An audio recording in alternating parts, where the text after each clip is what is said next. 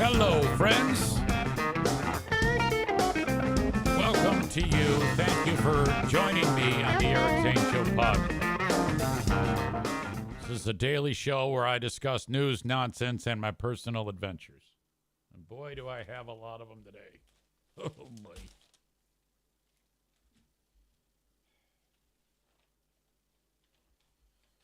Moments ago, it was another knife incident here in the house, and I have said, but if I say it, it's not going to be listened to. It doesn't matter. If I am talking to the NFK, my beloved brother-in-law, and if there's anything I've learned long ago, that if there's anything that a behavior or something that's going on that I don't care for that he is engaging in,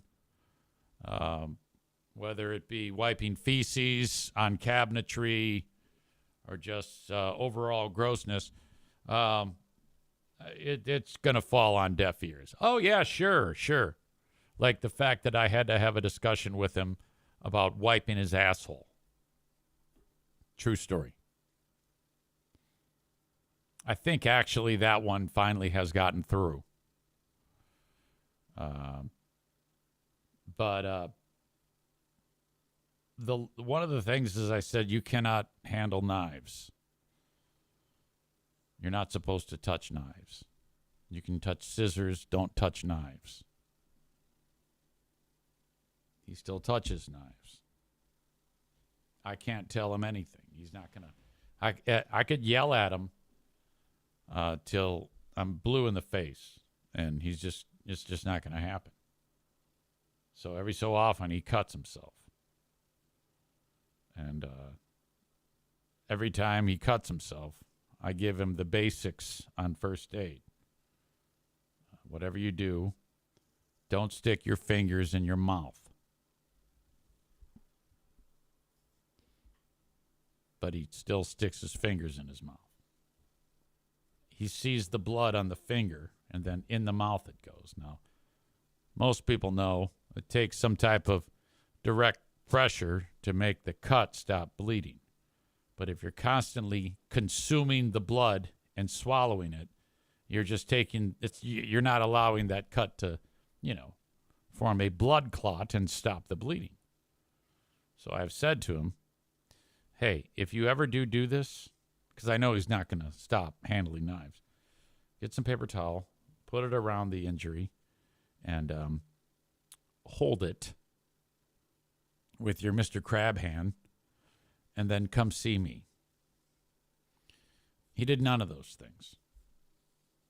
Now, like the last time this happened, he came to the door, and the finger was in the mouth while he's talking to me. And there's blood running down his arm. There's blood, a trail of it in different parts of the house. He's bleeding all over shit. Not as big of a deal this time. There was only blood smeared on various countertops, and, utensils, and knives where he was searching frantically for a Band-Aid.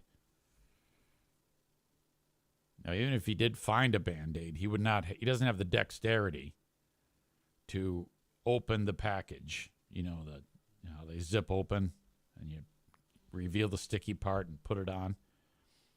That's the equivalent of you or I trying to do that with like oven mitts on. I happen to come downstairs and I can tell something's amiss. It's just the way he was moving. He's moving frantically. He's opening and shutting cabinets in place. He's looking for Band-Aids, but I don't know this, but I know something's going on. And he's wandering off into different parts of the house, opening and shutting cabinets loudly. And I can hear him muttering. So I'm like, oh boy, here we go. Something's going on. Not sure what, but something's going on. And finally goes, hey, you got a damn Band-Aid? I can't find a Band-Aid. I cut my fucking finger. I go, now, what I want to do is I want to like chastise him. You were handling knives again, or whatever. But I'm like, that goes against what I've preached to you is my mentality here. And that is bandage them up or clean up the mess and move on with your day. I cannot be getting angry.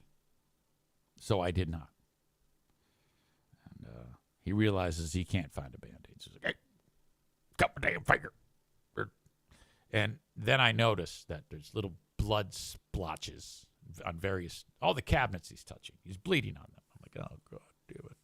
So I go, yeah, no problem. No problem.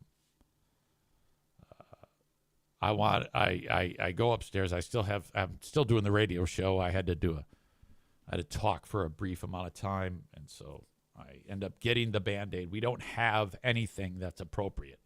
They're all like gigantic Band-Aids for like a bullet wound. It's like, all right, buddy, I got it. And I had to cut it with a pair of scissors to size. And I said to him before I went up there, I go, all right, I'm gonna put this paper towel on there and just hang on to it now. I just let's get the bleeding to stop. Hey, Justin, good to see you here, buddy. And so now he knows all this.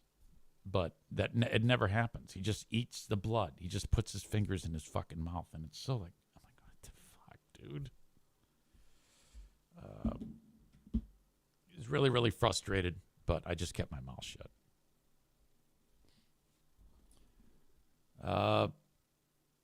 We have a newbie in here. So let's give this person the once over as to what's going on. It looks like Pickle Tanyu. Not sure what that is. But anyway, that's what the person is going by. He's new here. He doesn't have any idea as to what's going on.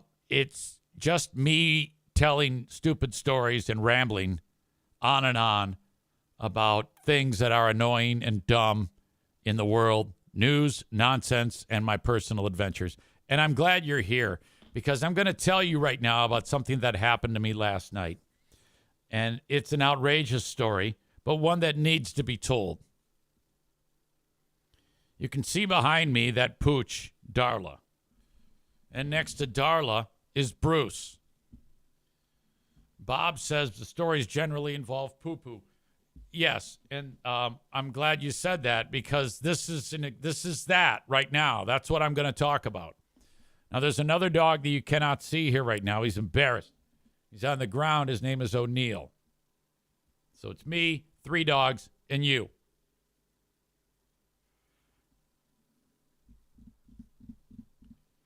And these members of the chat who I all know pretty well from here. So make yourself comfortable and listen in. Perhaps you have a story that's relatable that this has happened to you at one point in time. Now, we occasionally have incidents where dogs have accidents in the middle of the night. And we have a protocol here that the dogs go to bed. When we go to bed, the dogs go outside. And I was assured by my princess wife, Diana Pooh Bear, that was taken care of. But after this incident, she right away said, oh, boy, I better let him out a little later. So I'm like, you went to bed pretty early. What time did you let him out? Like 5 p.m.? And then typically we let him out at 8. But that's where I think the trouble happens here. Now, in my room, there's 3 dogs on the bed. Those 2 you see and another one who's down here. And he's a bigger dog, bigger than those 2. And I'm pretty confident that he hadn't gone number 2 in a couple of days. And I know this because a couple of days ago, when I was making a salad, he loves vegetables.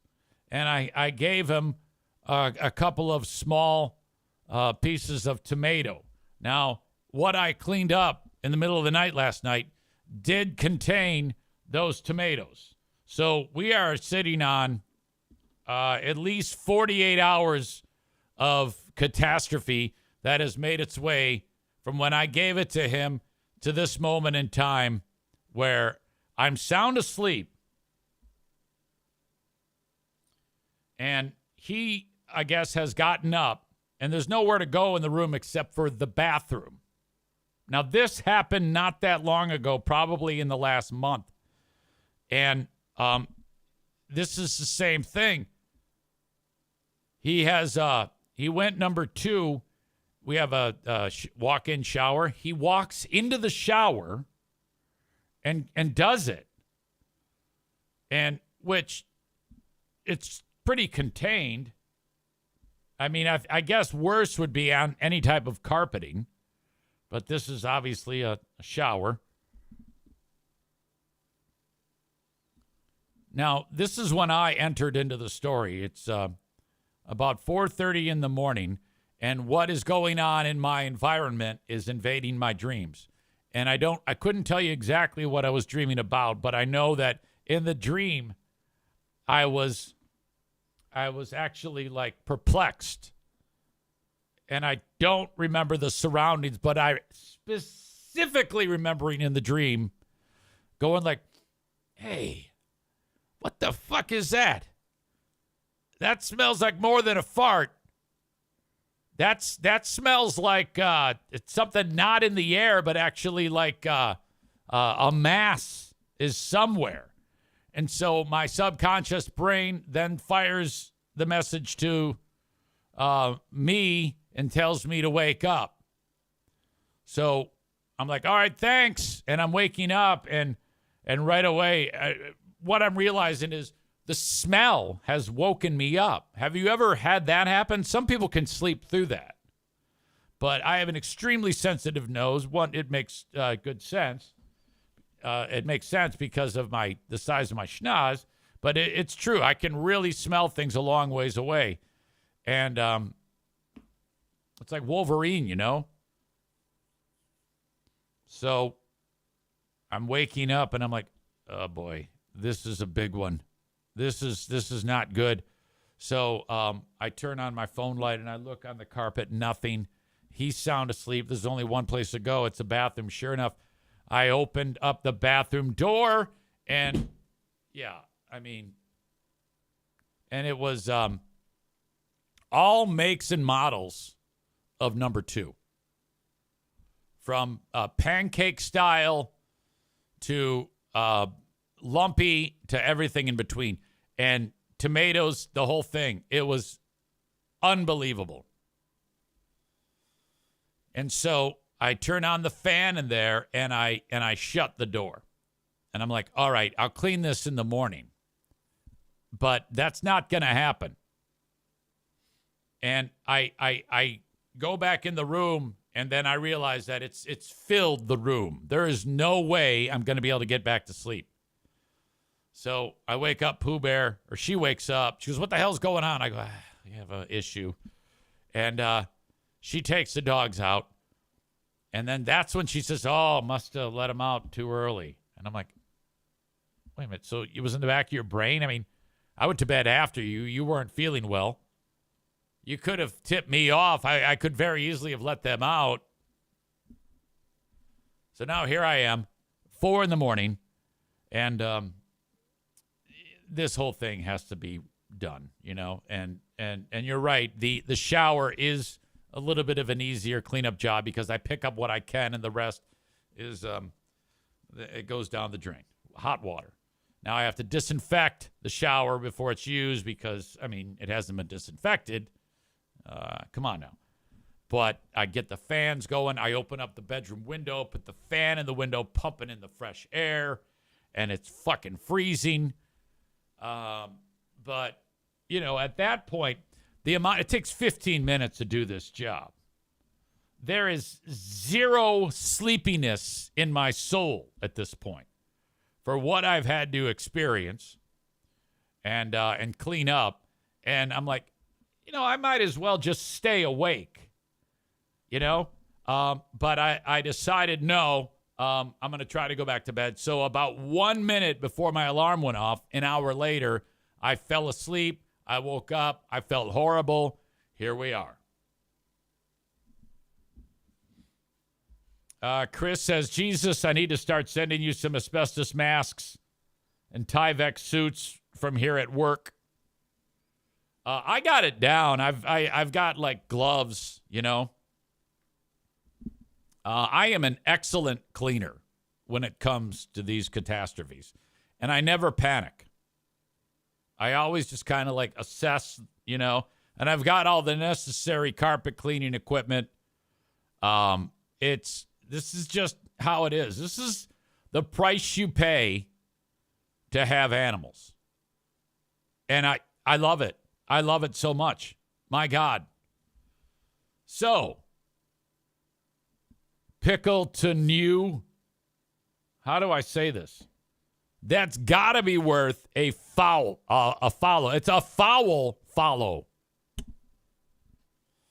Chris says Easy owns a rug doctor. I actually do. Like the kind that you rent from the store with the big square one with the tank on it. Absolutely. Tyler is here. He says Easy's House of Poo. So true. Ladies and gentlemen, in case you don't know, we have confirmation now as to what is happening this week. It is a Big Fraud Wednesday where we will do... Now, I didn't think we were going to be able to do this, frankly, because the schedules between Ben and myself... I knew for sure that mine was jacked, and I'm like, how the hell are we going to do this? The only way we can do a show is if it's on a Wednesday and it's early in the day. And lo and behold, Ben Glaze reached out to me, and he said, is there any way we can do the show on Wednesday? I go, all right, halfway there. And I go, well, yes, but what's the earliest you can start on Wednesday for Big Fraud Wednesday on Patreon? He said 3:30. I go, brother, you're saving my life. Otherwise, we wouldn't be able to get these shows in. So tomorrow at 3:30 in the afternoon on Patreon, we are going to do Who Are These Free Beers, followed by the Ben and Eric Patreon podcast. It has never happened this early, but that's the life that we are living this week. We're both very, very busy, so I'm looking forward to it. I'm very, very excited. And part of Big Fraud Wednesday will be Who Are These Free Beers, show number 42.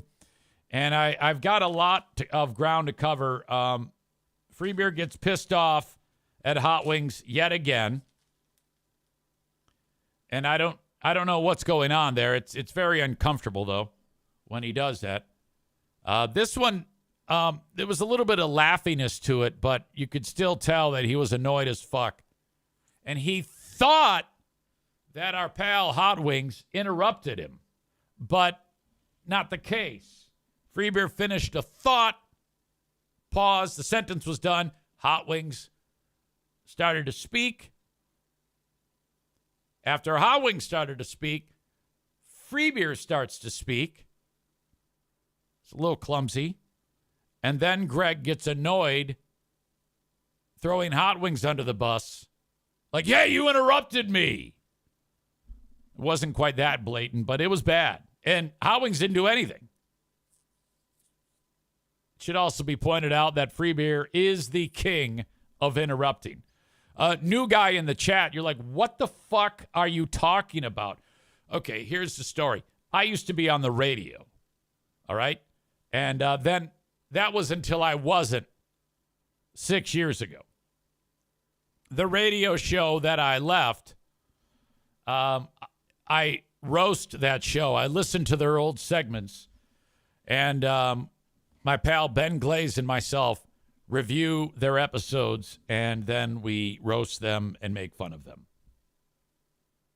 And on this 6-person show, there is a young lady by the name of Maitland, who some time ago I started the, I see Pickle says I used to listen. Outstanding. Perfect. Then you know. There is a young lady on there by the name of Maitland, who is one of the nicest people on the planet, it seems. Very sweet, congenial, also very attractive. Not really suited to be on the radio at all in any capacity. About the only thing that makes her entertaining is that she is willing to blurt out things that are really, really dumb not knowing how dumb they are. So it's because of just not being aware. And that happened again. And in fact, I know this sounds rough, okay? But I've established a montage or a supercut in a title called Maitland is Stupid. All right? And there's now 4 clips in there of Maitland being stupid. Couple clips that I'm still on the lookout for are there were some moments on the show that happened that I don't have, but one in which she actually was wondering if, like, it's a cloudy day during the day and then the sun goes down. She was shocked to learn that when the sun goes down, it's still, in fact, cloudy. She was under the impression, like legitimately, that when the sun goes down, clouds go away. She also asked a question if whether or not pool water in like a backyard pool is flammable because there's chemicals in the pool to keep the pool sanitized. Not even kidding. You might be thinking, oh, this is a bit. She's just acting dumb. I don't think so. In this clip here, and I'll feature my supercut of Maitland being dumb on the Wednesday edition of Who Are These Freebeers, show number 42 on Patreon. You can sign up for 7 days free. If you do this right now, you get 7 days free. While I'm talking, go to patreon.com/Eric Zane.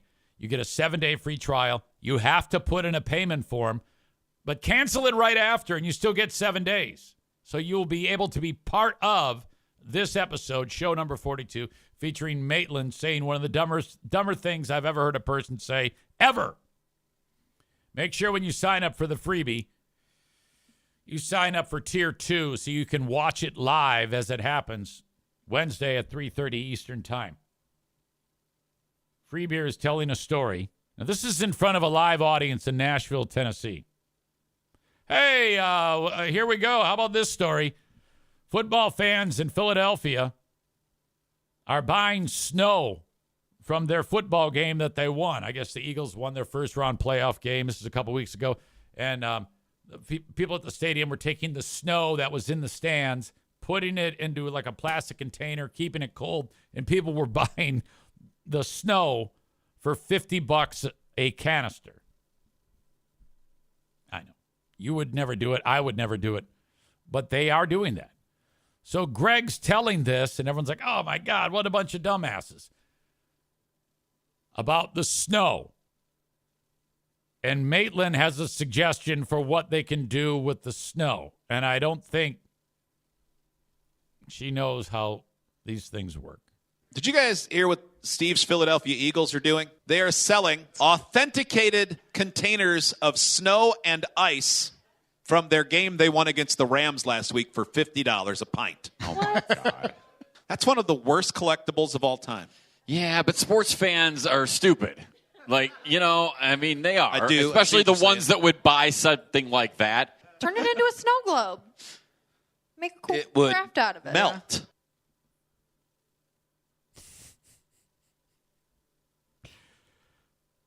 Turn it into a snow globe. Make a cool craft out of it. Pause. It would melt. Something like that. Turn it into a snow globe. Make a cool It would craft out of it. melt. Oh, my God.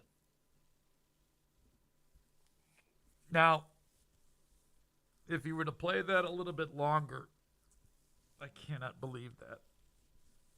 She realizes how stupid it is. And she goes, oh, no, I meant you take the snow and melt it and put it inside of a snow globe, and that's the liquid for the snow globe. That's what I meant. What the fuck?